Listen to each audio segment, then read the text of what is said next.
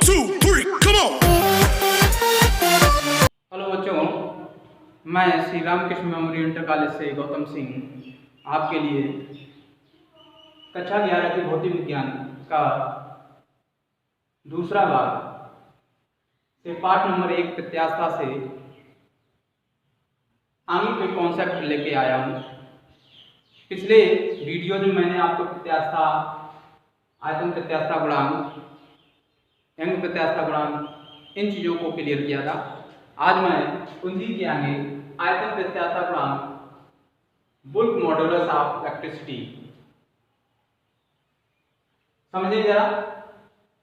प्रत्यास्था की सीमा में जब तक हुक का नियम लागू होता है, प्रत्यास्था की सीमा में जब तक हुक का नियम लागू होता है, अवलंब प्रतिबल और आयतन विकृति के अनुपात को उस वस्तु के पदार्थ का आयतन प्रत्यास्था गुणांक कहते हैं।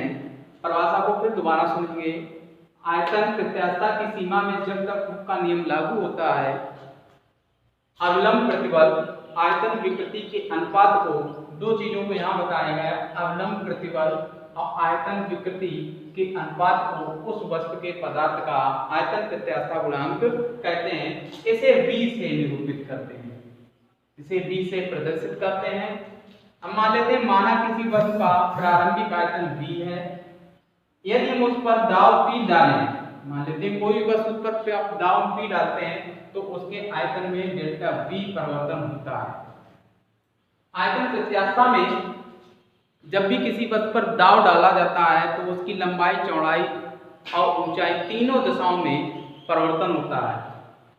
तब अवलंब प्रतिबल क्या हो जाएगा, P होगा, और आयतन विकृति क्या होगा आपका, डेल्टा V बटे V, ये हमेशा नेगेटिव जाएगी।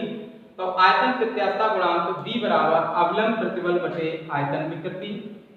अवलंब प्रतिबल P है, आयतन विकृति डेल्टा V अपॉन V है। ठीक, V ऊपर पहुंच जाएगी तो minus PV upon delta V हो जाएगा। इस आयतन प्रत्यास्था गुणांक का मात्रक न्यूटन प्रति मीटर स्क्वायर है अथवा पास्कल, दोनों में से कोई भी लिख सकते हैं। SI पद्धति में है, ये SI पद्धति में इनका मात्रक न्यूटन प्रति मीटर स्क्वायर है अथवा पास्कल होता है। अब इसकी विमा जो होगी L इनवर्स T पे पावर -2, L इनवर्स T पे पावर -2 होती है। परिभाषा को एक बार फिर समझ लें आप लोग। प्रत्यास्था की सीमा में जब तक हुक का नियम लागू होता है, अवलंब प्रतिबल आयतन विकृति के अनुपात को उस वस्तु के पदार्थ का आयतनात्मक प्रत्यास्था गुणांक कहते हैं। ठीक है, नोट कर लेंगे इसे आप लोग।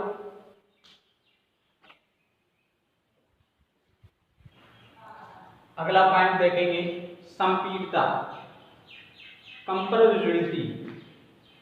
कंपरविजुअलिटी किसी पदार्थ के आयतनात्मक प्रत्यास्था गुणांक के व्युत्क्रम को उस पदार्थ की संपीड़िता कहते हैं। यानी कि आयतनात्मक प्रत्यास्था गुणांक को अगर मैं उल्टा कर दूं, यानी कि उसको 1 कर दूं, तो वो क्या बन जाएगा, संपीड़िता बन जाएगी।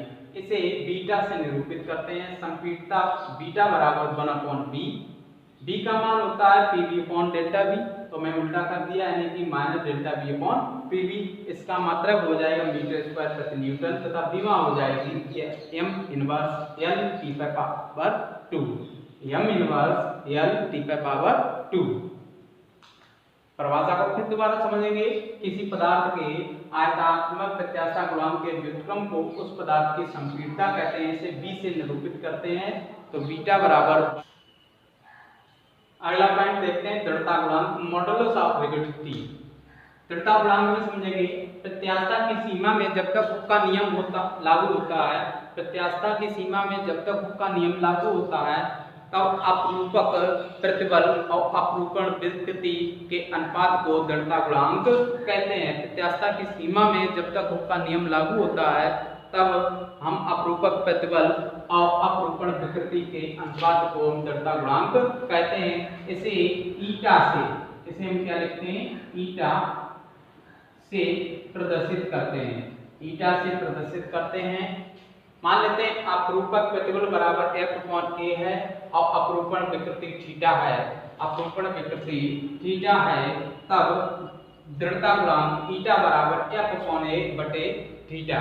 तो a नीचे आ जाएगा तो f अपॉन a थीटा हो जाएगा। इसका मात्रक न्यूटन प्रति मीटर स्क्वायर तथा विमा m l इनवर्स t पे पावर -2 है।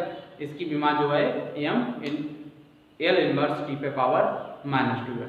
बच्चों आज के लिए इतना ही है, आगे मैं कल फिर से आगे पढ़ाऊंगा। आप लोग हमारे नए वीडियो और आपको मिले तो इसके लिए हमारे चैनल को आप सब्सक्राइब करें, बेल आइकन को दबाएं, जिससे कि आपको नए नए वीडियो और मिलते रहें। वीडियो को लाइक करें और कमेंट भी करें। Thank you, have a nice day.